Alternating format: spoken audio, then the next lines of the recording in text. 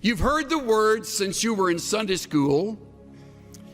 You have heard these professors remind you of them, both in words of warning as well as words of encouragement, and maybe even a few testimonies. A counselor, a friend, a minister of music, whatever capacity you'll serve in, on mission field or here at home, you'll use these two words.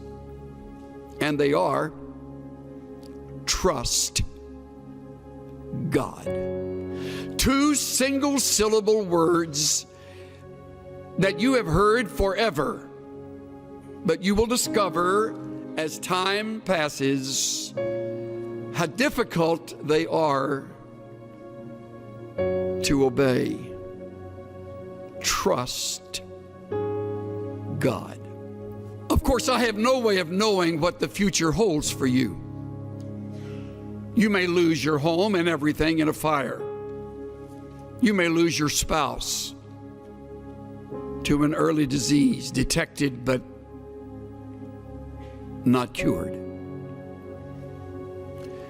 You may lose your dreams, your hopes. You may lose a relationship that you have cultivated over the years. All losses are painful. And you will be brought back over and over again to the words of Proverbs chapter 3, verses 5 and 6. I know. You memorized them in Vacation Bible School or when you were growing up at the knee of a godly mother and or father, and your lips will move as I quote them. Trust in the Lord with all your heart, and lean not to your own understanding. In all your ways, acknowledge him, and he will make your paths straight. All your heart, all your ways, trust. Trust. Now, we have a problem with this because of several things. First of all, we are to blame self-sufficient. We have learned how to get ourselves out of jams rather than acknowledging the jam has very well been either directed or permitted by our sovereign God to teach us. And by not trusting him, we short-circuit the test and go our own way, getting ourselves out of our own mess. We're too self-sufficient.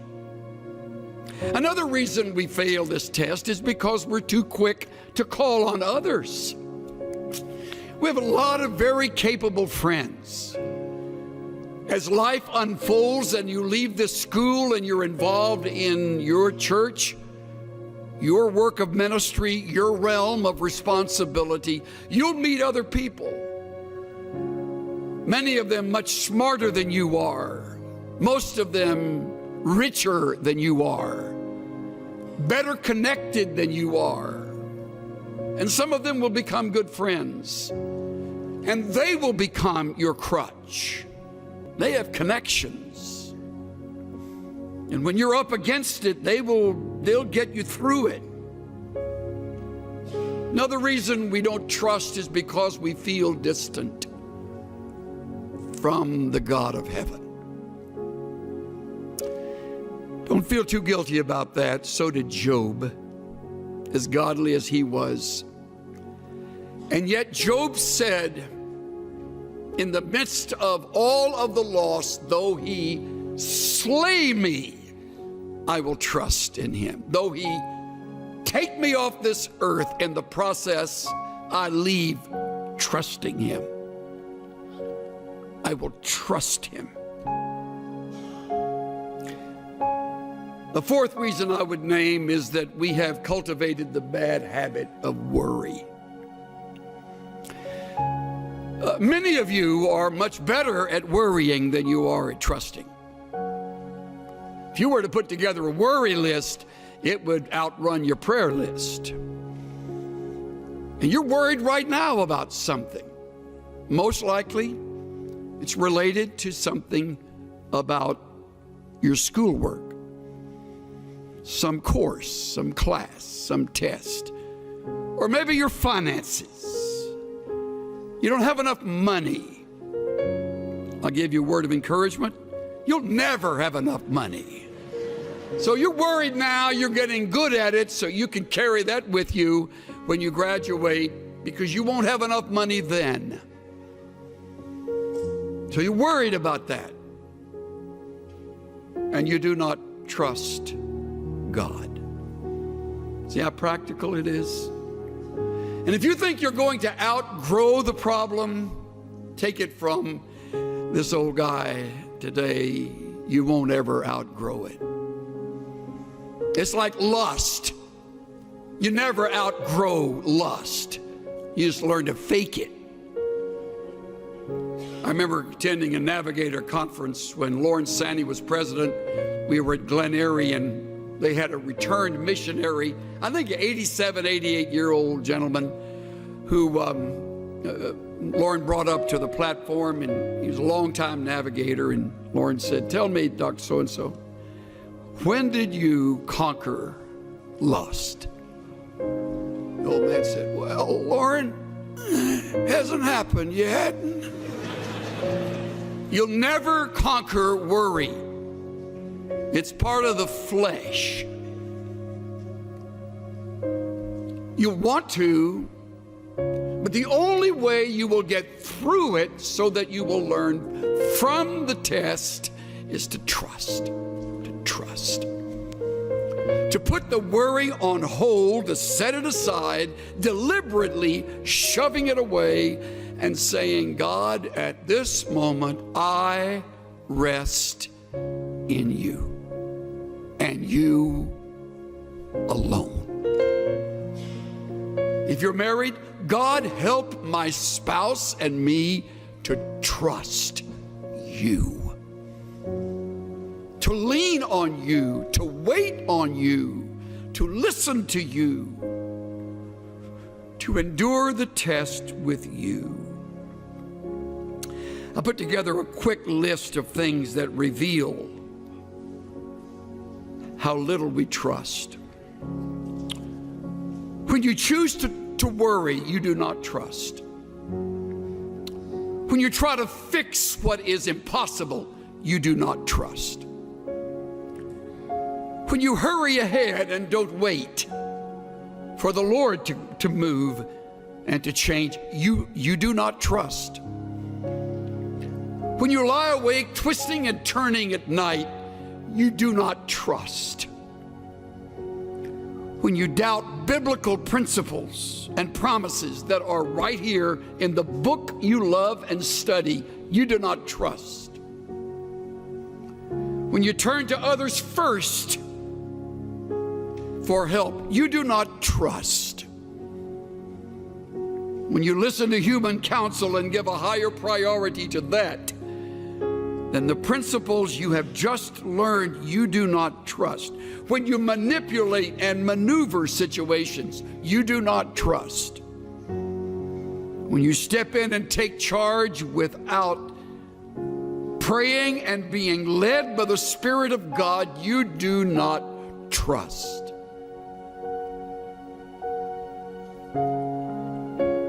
When you cling to others in order to feel secure and needed and loved, you do not trust. The list goes on and on. See how easy it is to live in the flesh, how easy it is to disobey. Trust in the Lord with all your heart.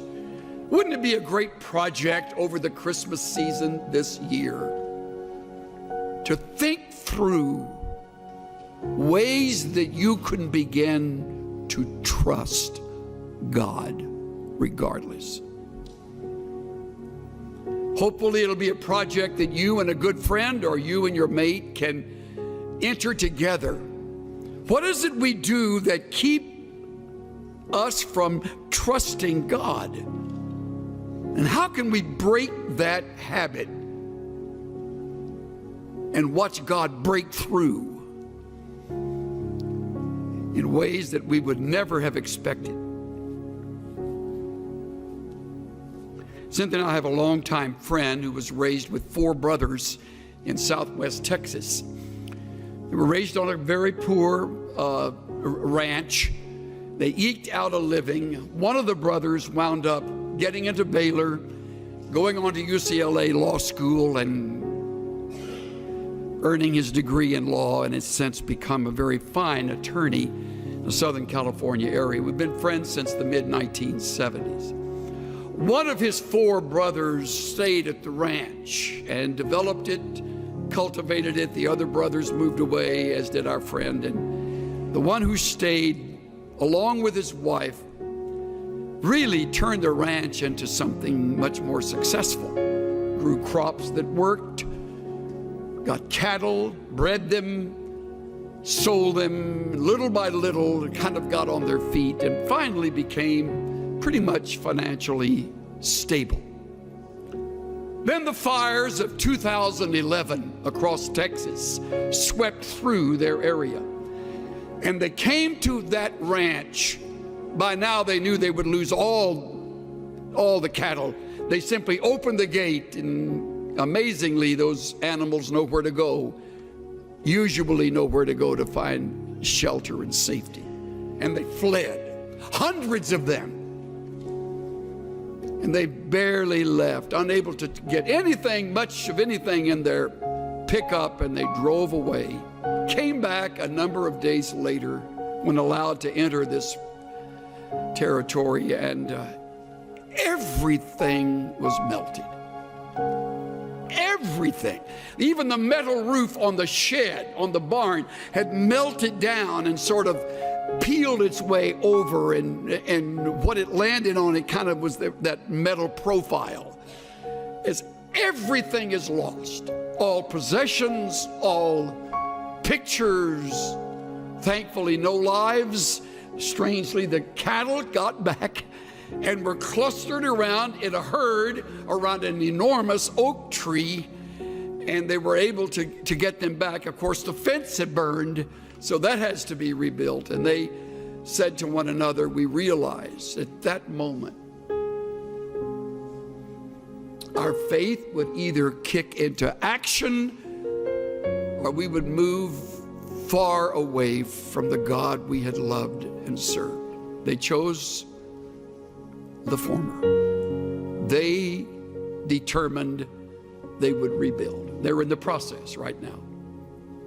Living with a brother, putting house and home back together, having lost it all. And the Lord taught me through my shameful response, He'll win this battle. Trust Him. Trust me. Trust God. Just to rest upon His promises. Just to know, thus saith the Lord.